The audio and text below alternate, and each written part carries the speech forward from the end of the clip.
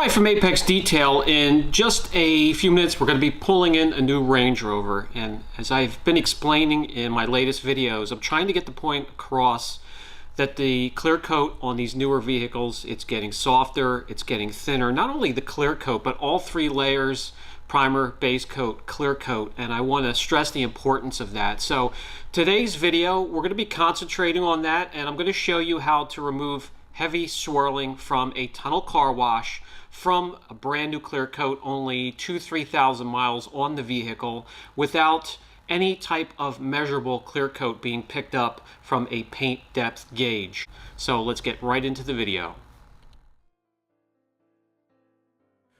It has less than 3,000 miles, but the owner takes it through a car wash, so we're going to have the obvious car wash swirls and lines going from the front all the way back to the rear of the vehicle and the back hatch as well. We're going to remove them with just one trip around the vehicle, and that's going to be very important. I hope the camera's picking this up. There's plenty on the hood here as well to remove, some love marks and swirls and scratches, and we're going to take care of that today. The handheld unit from X-Shine really helps bring out those imperfections. I really recommend looking into one of those, as well as a few shop lights. You can see it a lot better here on the fender. This is the side where the wraps from those tunnel car washes really squeeze the vehicle, and those fingers with grit on them act as sandpaper and will eventually wear the clear away if you go through them enough. If you have a pass, some of the owners think they really have to take advantage of it and go through the tunnel once or twice a day, and once or twice a month is enough and damages a vehicle. So, all right, let's get to work here. The first thing I want to do is remove anything that the car wash and decontamination, the contact wash we did and the decon didn't take care of. So we'll use Citral 266 out of an aerosol can. You can get it by the gallon and dilute it. It's really kind of hard to find these days. Even online, it's very expensive. I find mine locally at an ag center. You can find them at diesel service shops. Anywhere that works on tractors, tractor trailers, or agriculture vehicles, you can find Citral 266. Just a quick tip there. Maybe take a trip around the neighborhood and see what you can find.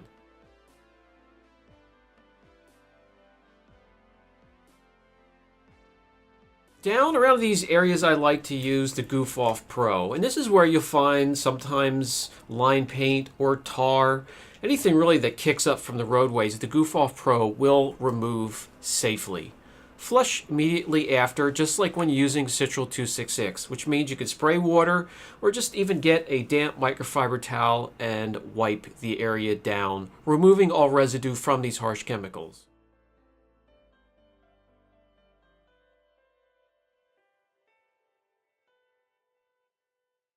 Next step, there are some areas in the little nooks and crannies and corners where the wash mitt could not get the surface clean. So I'm just taking a little skewer, wrapping it around the microfiber, spraying a little Citral 266 on that as well, and just cleaning up after the long wash process. It's something I've been doing a lot in my videos lately, just stressing and showing you how thin clear coat is. That's 2 mils. So as we take a measurement of all three layers, we're getting 5.1, sometimes down in the 4 mil range. And that's lower than when we used to take a trip around an older Range Rover, 2015, 2010. We used to get about half a mil to a mil higher. So the newer vehicles, they're getting stingy and getting cheaper, holding back on material, base coat, clear coat, and primer. So we really have to be careful. When removing imperfections on a new car, we really changed up our approach, and we're normally going to just do it with one trip around the car, no more 3-4 step corrections.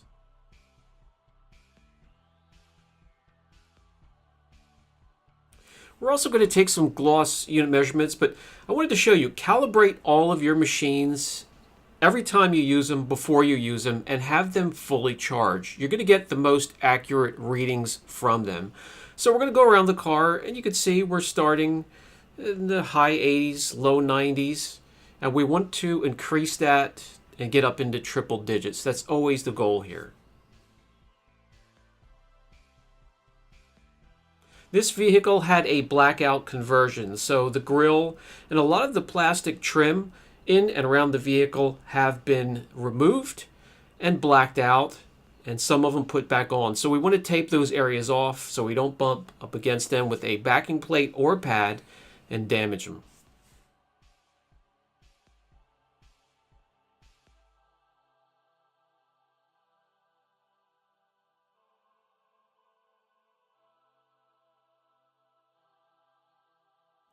And what I have chosen to protect them is 3M Precision. That is a low profile tape. The adhesive is great. It'll stick onto anything but not pull it back off when you're removing the tape. And with the low profile, you can pass a pad over top of it without lifting an edge and getting that adhesive all over your pad.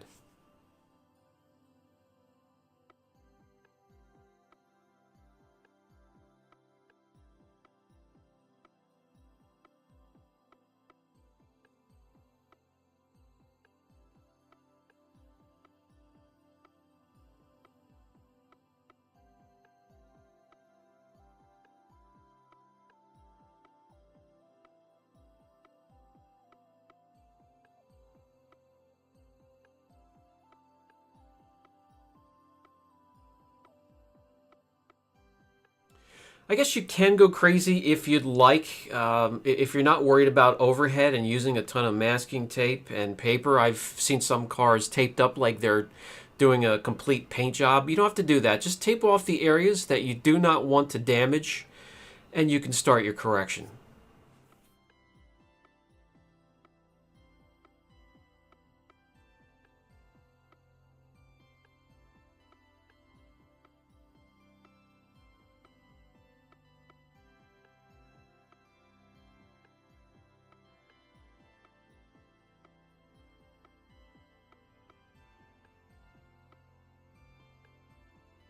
And that's it, really. That's everything I wanted to protect. Again, I didn't go absolutely crazy with it, but everything that could have been brushed up against with the backing plate or pad is protected now. All right, we can start the correction.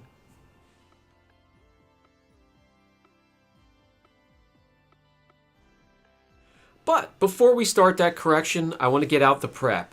Just in case there has been any type of old wax or sealant that maybe the owner applied or trips through that tunnel car wash. A big popular thing now is that hot shine where they dump a lot of hot wax on the car.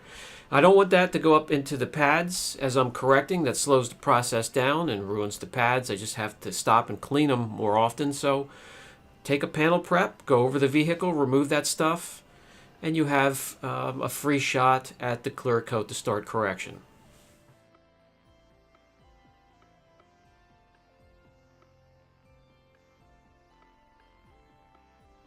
With that done, I can start my spot corrections, and that means I can get aggressive in small areas where there's damage like this, deeper scratches. And you could do that many ways. You've seen me doing some wet sanding with 3, 4, 5,000 grit sandpaper. Here I'll just use a pneumatic polisher and the pad of choice for this type of clear coat and a polish that matches. And I'll just go over these areas here.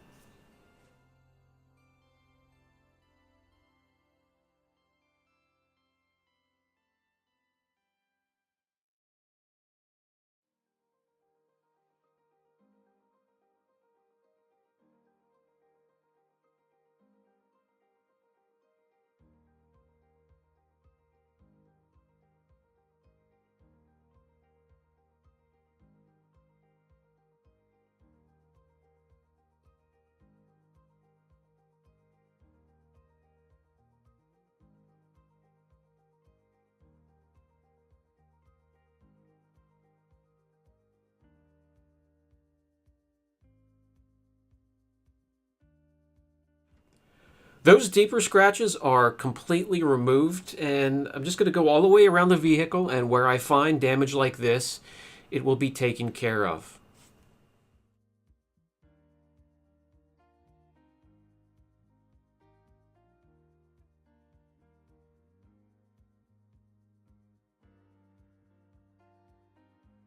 Here is another area of concern, especially on softer clear coat, and that is bug guts or bug splatter. It eats through that clear coat quickly, especially if you leave it on the paint within the next hour or two of the sun popping up with that bug splatter on the clear coat. It will quickly start to etch and burn into that clear. So we're going to polish that off. It hasn't been there too long, so it's not really that deep. We'll be able to polish that off completely.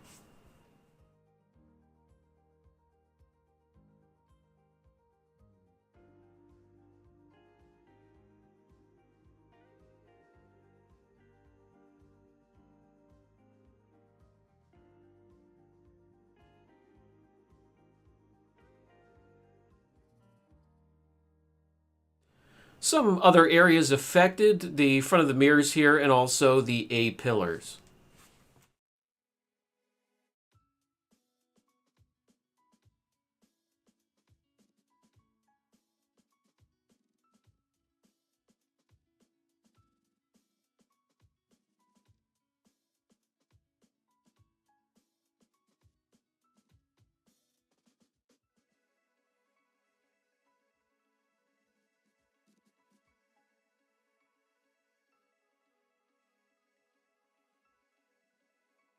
With those areas taken care of, we can concentrate on, well, they're not light scratches, but lighter than some of the heavier damage there.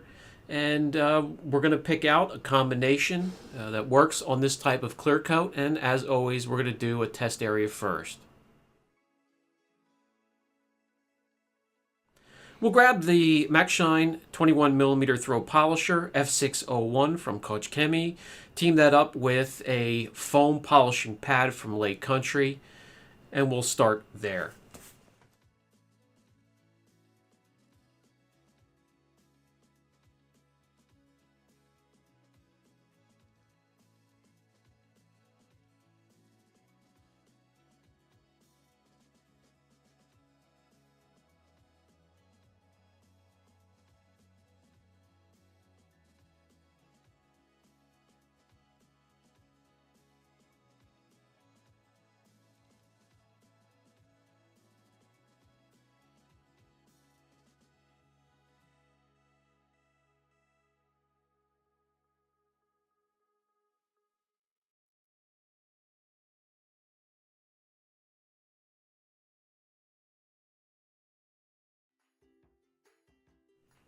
Another quick tip: if you're working on softer clear like this, grab a higher GSM towel with no edges.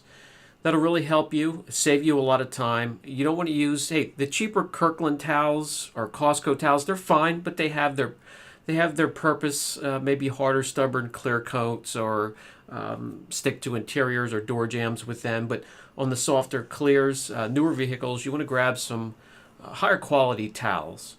All right, this little test area that worked out fine. This is the combination. We're going to go around the whole vehicle and remove those imperfections caused by the tunnel car wash.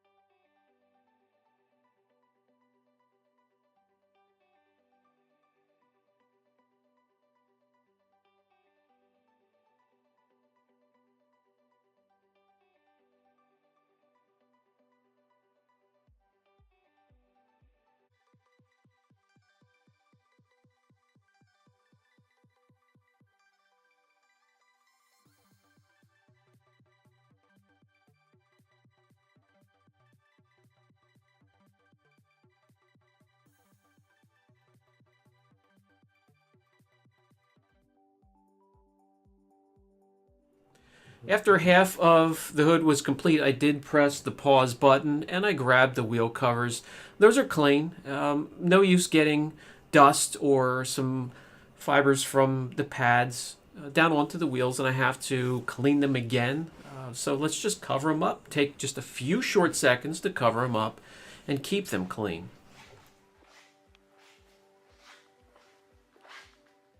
I have the hood completely corrected now. Looks satisfactory to me. But again, this was only the hood. The worst part of it will be down on the sides, the fenders, doors, back quarter panels. So that'll be the true test for this combination. So far, so good, though.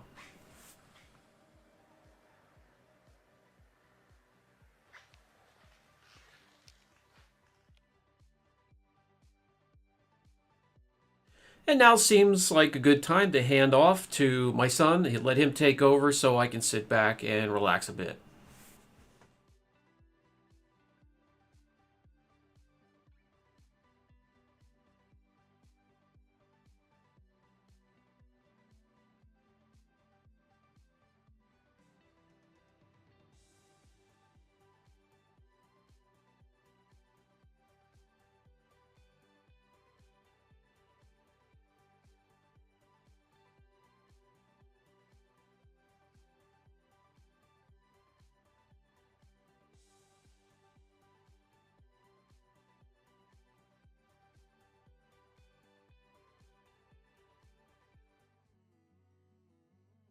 That should do it. Let's see where we stand when it comes to gloss, and we've had a nice big jump so far. I'm happy with that, so we can move on.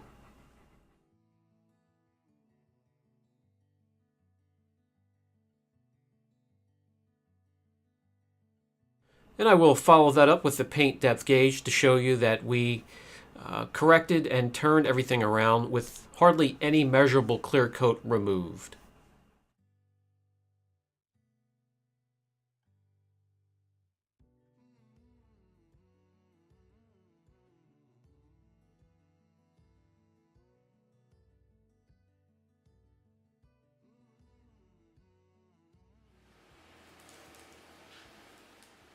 Next, we'll remove all the masking tape once again and clean up after any adhesive, if any was left behind.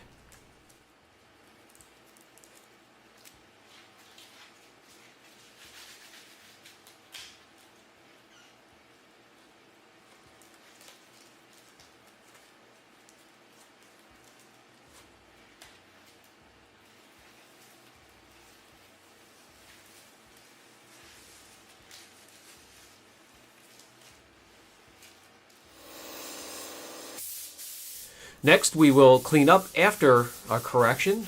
I used forced air to get in between the seams of the panels and any corners, the vents of the grills, and go all the way around the vehicle.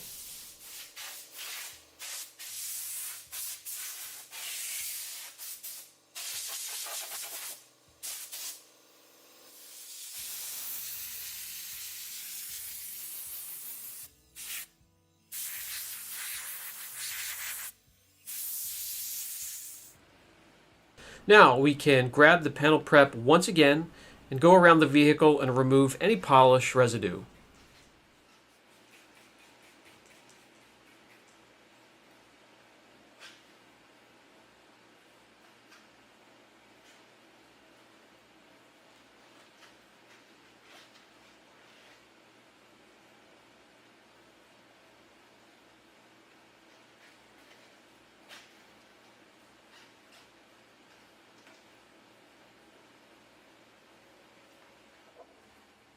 Now for my favorite part, the coating.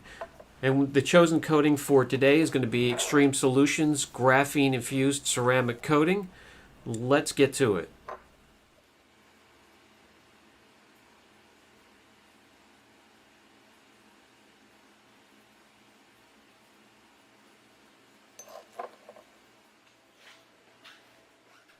And like most coatings, crisscross pattern for application.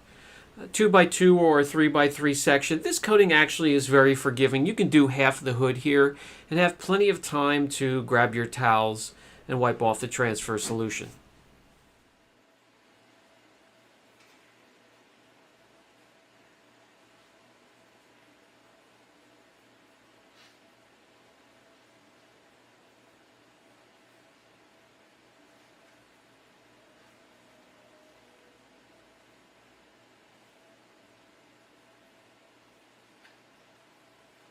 Grab two quality microfibers, use the first one to spread out the product even more, and while you're doing that, you'll pick up most of it.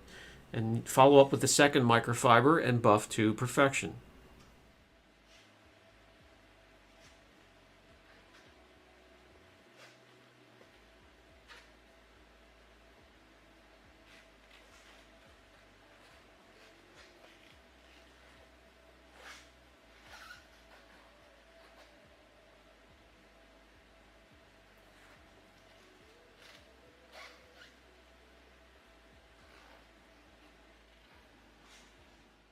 This is a good angle here, almost a first-person view, so you can see just how easy the coating is to use.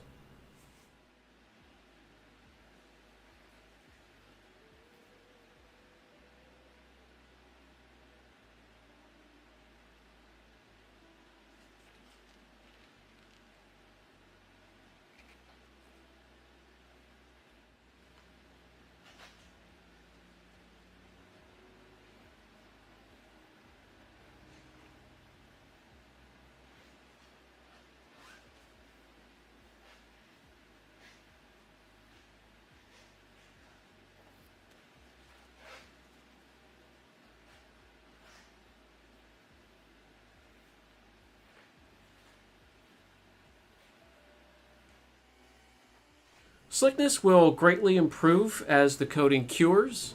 Within 24 hours or so, the gloss is already there, looking fantastic.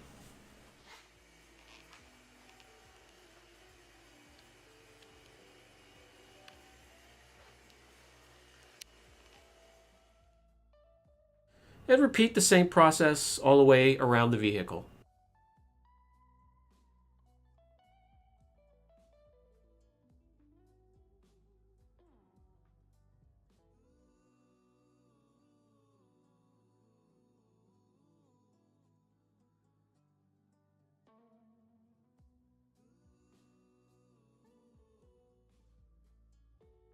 With the foundation layer curing, and we give it about 4 hours or so, and then we can get to top coat 1.0. That is going to be our hydrophobic and high gloss layer, and it's a two-part system with the foundation and the topper here. This gentleman's going to have protection for a long time to come.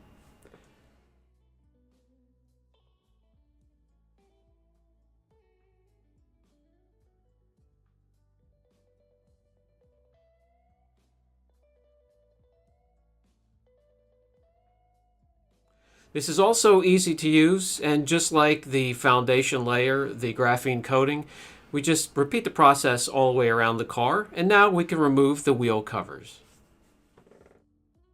Protection for the wheels will be next anyways. Angel Wax, Enigma, Legacy will be the coating of choice for those wheels.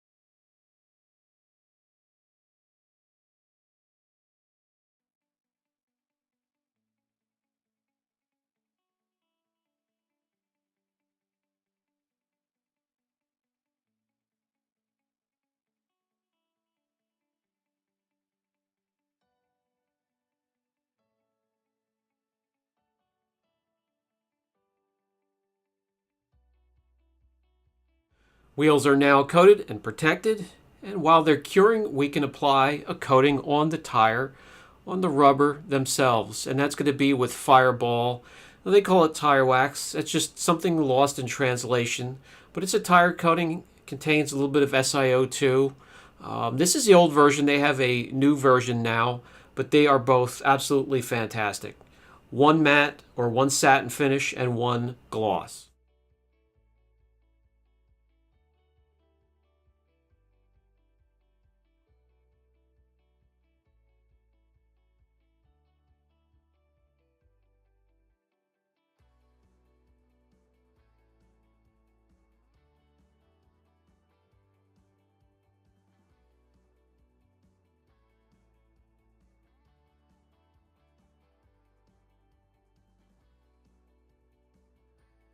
Another material to be protected on this Range Rover is going to be the glass. We're going to start with the windshield, and it has to be cleaned out properly.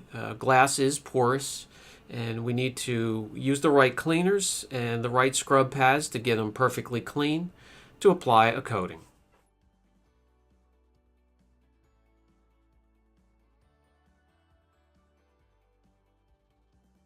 For the coating and repellent, we're going to use Tack Systems Raincoat.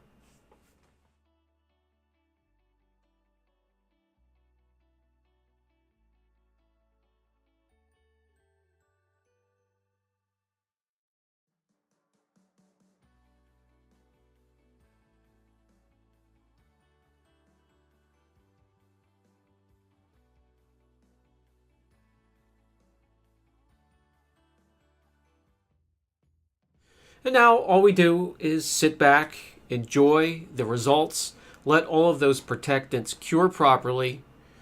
It already looks fantastic, but as the days go by and all of those coatings cure slowly, it'll look better and get slicker.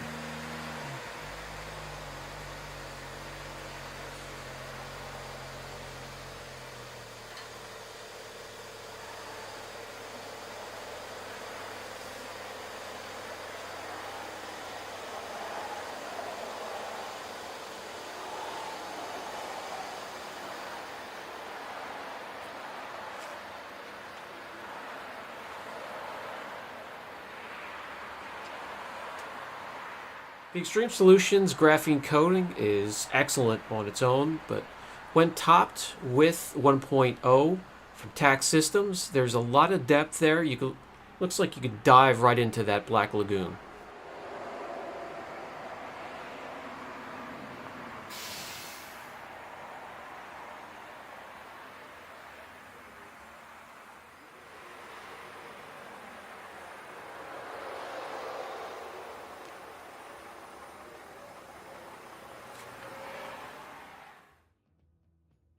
And now we can put some numbers behind all the gloss we're seeing. We're always shooting for triple digits, and by the time it fully cures, it will easily get there.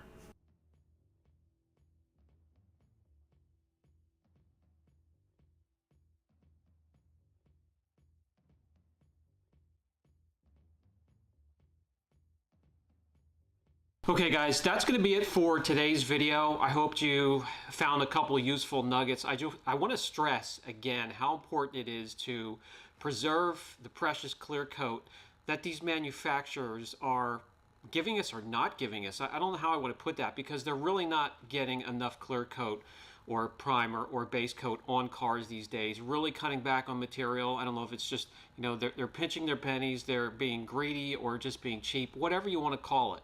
But it's now on us, it's now our job to preserve the clear coat. Not only when we're correcting, but the wise choices we make, protection afterwards. And again, even more importantly, after that, maintenance and our follow-up washes. Our wash routine is going to be huge. It's going to be important. And to never go through a tunnel car wash, I can't stress that enough. If you have any questions on the process and what we use today, don't hesitate.